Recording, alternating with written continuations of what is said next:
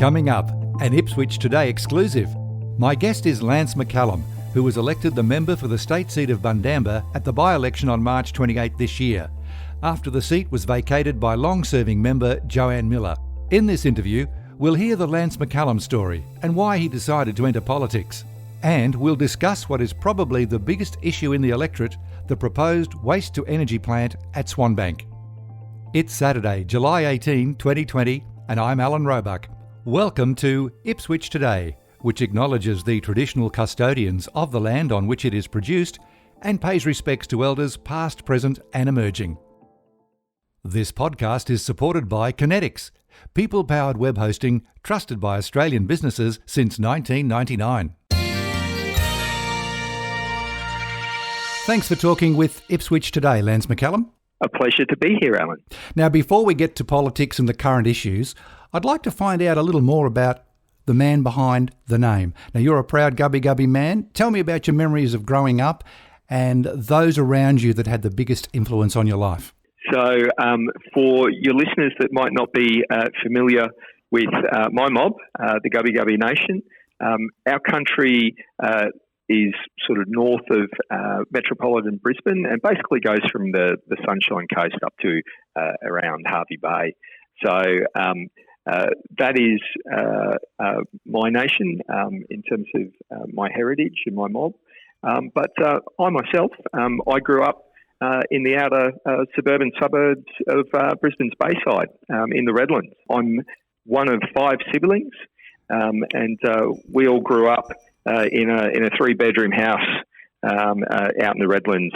My dad was a public servant and my mother looked after us kids. Apart from your parents, who else was in your life at that time? Oh, geez. In terms of inspirations to me as a young man, definitely my parents and my grandparents, for sure, and the usual influences that any person has as they grow up in terms of friends and family, etc. During your teenage years, did you have an idea what you wanted to do then, or you were still wide open to suggestions? Probably a little bit of column A and a little bit of column B, to be honest, Alan. I grew up in a family where it was always encouraged to be politically aware and to follow your own path, to find out about the world for yourself. Mm-hmm. But it was really when I started getting to university that I was able to engage with that in a formal way.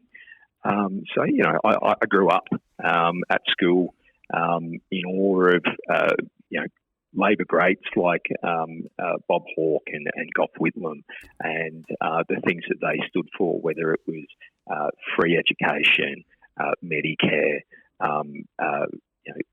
rights for First Nations people. So I had a very strong sense of that. And so this was in your teenage years? You were very strongly into that? Yeah. Absolutely.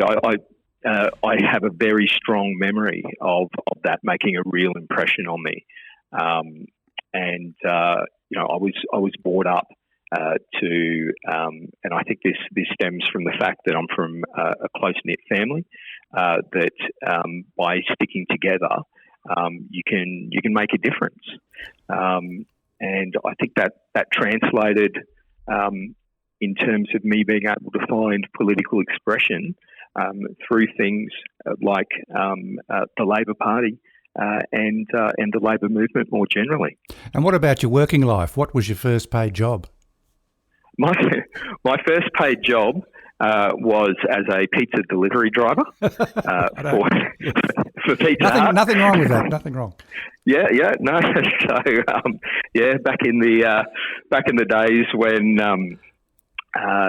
we used to have those sort of waste bags, and all the sort of the ones with the zip that were kind of came out in the 80s, I think it was. Yes. I used to run around delivering pizzas. Everything was sort of in cash back in those days, which is so different to how it is is now. After I worked for as a delivery driver, my first permanent job, if you like, was part-time while I went to university. I was very lucky to get this job for Australia Post, and I would start work at about 4:30 or 4:45 in the morning, and my day would consist of sorting private box mail, so PO boxes, and then I would jump in an Aussie Post delivery van and run around with what was called the locked bags.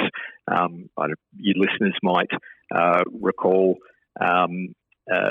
sending mail to businesses that would say, locked bag. XYZ, yes. Yeah, exactly. So it was my job to load up all the locked bags and take them around to the businesses. And I would do that Monday to Friday. My employment status was permanent part-time, so I was very lucky. I didn't realise it at the time, but looking back, I would finish up somewhere between 8:30 and 9, and then I'd go to lectures and university, and that would kind of be the basic structure of my week. But after probably the first year or two at university, at the time I got a really strong sense of how lucky I was, because most of my friends and mates were having to work weekends, at 7-Elevens or working for a shopping centre at a Kmart or something on a Thursday night, and doing the Saturday shift. And they were all casual. I was lucky because I had basically set hours, and I was permanent. So I had sick leave. I had 4 weeks off in terms of recreational leave per year. So I was incredibly lucky. And after you graduated from university, where did life take you then? Well, life took me to working as a law clerk in criminal law here in southeast Queensland. Most of that was legal aid work in terms of people that were relying on the legal aid sector. After that, I started working for the then Beattie government, and I was an advisor through the Beattie and Bligh governments. I worked through a range of portfolios. So that would be your first active involvement in politics? Professionally, I'd certainly been involved in politics at a personal level in terms of active within the party in my personal capacity. In fact, I ran for the Ipswich seat of Lockyer back in 1995 and lost horribly as a young. I think I was 21 or 22. So after working as an advisor, then I worked for the labour movement for unions. Firstly with the Electrical Trades Union, and then for the peak union body in Australia, which is the Australian Council of Trade Unions. I also have worked for the Queensland Public Service as well, and that's pretty much a wrap-up of my resume. Well, let's fast forward then to your maiden speech in Parliament. This year, you spoke very strongly in support of education, jobs and training, obviously near and dear to your heart. Absolutely. What are we not doing as a society to encourage people to get an education? Well, I think that everyone deserves access to, or the same level of access to education, no matter where you are geographically or what your particular circumstances might be. I mentioned that when I was younger, and the things that really made an impression on me was free education under the Whitlam government. So I think that there's a lot that can be done at particularly at a federal level to level the playing field when it comes to access of education. In terms of at a state level, I'm very, very proud to be part of a government that has restored the number of teachers and teachers' aides to well over 300 locally in Ipswich, as well as opened up several new schools. I mean, I had the opportunity recently to go down to the new Ripley Valley State Secondary College, which is just an unbelievably great example of what happens when you invest in education. The facilities are absolutely first rate. It's about $70 million for the cost of the school. And when you go there, you can really see how impressive not only the physical buildings in terms of the investment there, but even though it's a new school, it's got this tremendously strong sense of school spirit. So I think that if we can keep on investing in education, regardless of what level of government it is, and creating these great educational communities that have such a strong identity and strong spirit, I think we're on the right track. Lance McCallum, where do you see the future of TAFEs? Because sometimes they're given a bit of a bad rap, stories of underfunding. Are TAFEs part of our education future long term? Yes, absolutely. I think that not only is there a need for strong, publicly funded vocational education providers, I think it's absolutely essential. So I've been concerned about privatisation in the vocational and education sector for technical trades in particular. Nationally, there's for people that follow that sector, there's been a lot of reviews, there's been a lot of problems in terms of some very bad outcomes with funding and training. It's been a real pity that the TAFE sector has been defunded at a federal level. But on a more positive note, at a state level, we've increased funding to our TAFEs. During my election campaign in March earlier this year, I was down at Bundamba TAFE, where we announced a $2 million upgrade to the metal manufacturing facilities there. We've got more upgrades on the way, and there's been significant investment locally in a Springfield TAFE as well. So in terms of even during COVID, the education sector, particularly universities and TAFEs, have been impacted in terms of sometimes not having students when we're in that sort of hard lockdown. But we were able to move to innovative online service delivery models. So right now, your listeners can check out the TAFE website and have a look at the free online courses that are available completely free of charge to help people that might have been impacted by COVID in terms of their employment, learn some new skills, or even somebody that just wants to maybe look for a change and gain some new skills. So I think that that TAFEs are an absolutely vital part of our education sector. Let's move on now to one of the biggest issues in the electorate, if not the whole of the city of Ipswich, and that is the proposed waste-to-energy plant at Swanbank. It's been called in by the Coordinator General. What feedback are you getting from the community? Sure. So one thing I want to really make very clear about the fact that it's been declared a coordinated project is that in no way, shape or form does that mean that it's been approved by the state government, nor that it has any state government support. It's a completely independent process. What it does mean is it'll go through the most rigorous assessment possible, available under Queensland law, and it must go through a full public consultation process and assessment of the project's environmental, economic and social impacts. And this will include seeking community views as well as a full environmental impact statement. So to answer your question about what I'm hearing. There have been some concerns raised, certainly around whether it's an appropriate project to have in a rapidly growing area, around whether or not it will be bad for the environment, whether around possible health impacts for the community.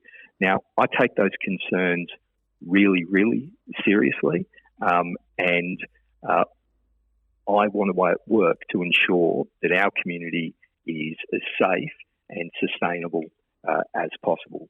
I mean, the issue of waste is one that's very important to our community broadly.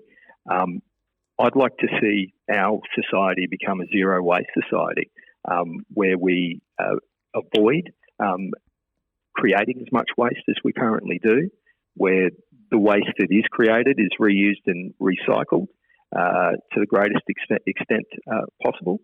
And any kind of waste project can't encourage greater use of waste or discourage reuse or recycling, or have any negative impacts on the environment. Where do you stand on the waste-to-energy plant personally? I've had serious concerns raised to me by the community, and I share a lot of those concerns. It's up to the company to be able to prove to every level of government, whether it's state, federal or local, because there will need to be local approvals as well as federal approvals, but most importantly to the community. Personally, I've got some concerns over whether or not it's appropriate to have this kind of development in a rapidly growing urban area. These kinds of waste activities around Swanbank were approved decades ago. And over that time, there has been a significant amount of change. People are living closer to these waste activities than they ever had before. I've got some concerns. This week in Parliament, your colleague Cynthia Louis, the member for Cook, introduced a private member's bill to legally recognise traditional child-rearing practices in the Torres Strait. Now, this is the first on many levels. We saw some emotional scenes this week. What will it mean for TI families? Well, it'll mean so much for TI families. It's certainly a national first. The bill that was introduced into Parliament is the first time in Australia where cultural law, LORE law, will meet legal law, LAW law. And what it means is that people's cultural identity will be able to match their legal identity. There's a cultural form of adoption, which is what this bill is about, where a child can be adopted by others in the family and reared within the community, where it means that they'll actually adopt that surname, etc., culturally. So that's how they will grow up. That's what they will think their name is, and that's how they will be referred to. But due to the fact that those traditional customs and child rearing practices aren't legally recognised, that can create huge problems when it comes to the things that most of us take for granted, like being able to get a birth certificate, a driver's licence, bank accounts, etc. So by aligning cultural identity with legal identity, that will resolve a lot of that. So this is actually going to affect not just children going forward, but there'll be a lot of adults that'll be able to finally sort of resolve those kinds of issues. It was a really special moment to be able to be there when my colleague Cynthia Louis, the member for Cook, was introducing this bill, and to look up in the public gallery and see people from the Torres Strait that had travelled down to witness this moment, standing while she spoke with tears rolling down their cheeks. It was very, very powerful. And when do you expect it to pass? as soon as practicable. There's a few bills to get passed in this remaining time of this Parliament. I hope that this bill gets passed as soon as possible. Finally, this weekend marks your first 100 days as a local member. What's been the most significant moment or achievement? Well, the most significant moment probably happened just prior to Election Day, which was when we really got impacted by COVID. It has been such a huge challenge for everyone individually, as well as us collectively, as communities and as a society broadly. So it's been a challenge, but also incredibly rewarding to be able to be a community representative during that time. At a personal level, at the beginning of the election campaign was like every other traditional election campaign, and then right in the middle of it, it all changed so drastically, like it did for all of us. So being able to assist people through that, being able to be there for our frontline workers in terms of supporting them, particularly our healthcare workers, who did a magnificent job locally out here with Westmoreton Health. We have an absolutely amazing team of people there. So given, we're definitely not through it yet. We're certainly seeing that with Victoria. There are some absolutely terrifying numbers coming out of Victoria and huge amounts of community transmission. That said, given the careful and considered steps of the government based on the advice of our excellent Chief Health Officer up here in Queensland, we're in a great position comparatively. We want to stay there.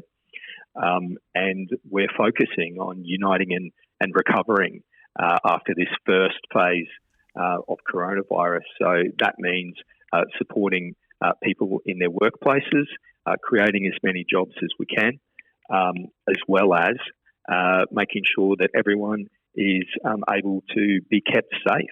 Indeed. Whilst the threat of coronavirus is out there. So it's gone by in the blink of an eye, the first 100 days. But the greatest challenge absolutely has been coronavirus. Lance McCallum, thanks for your time today, and thanks for talking to Ipswich Today. Alan, it's been an absolute pleasure. Thank you, and thank you to your listeners.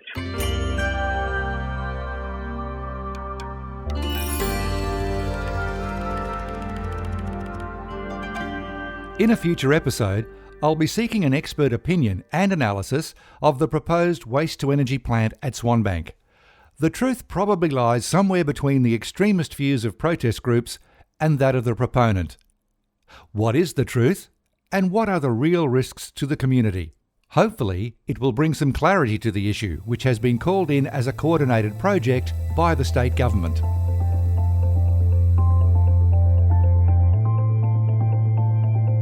Ipswich Today is supported by Kinetics, people-powered web hosting trusted by Australian businesses since 1999.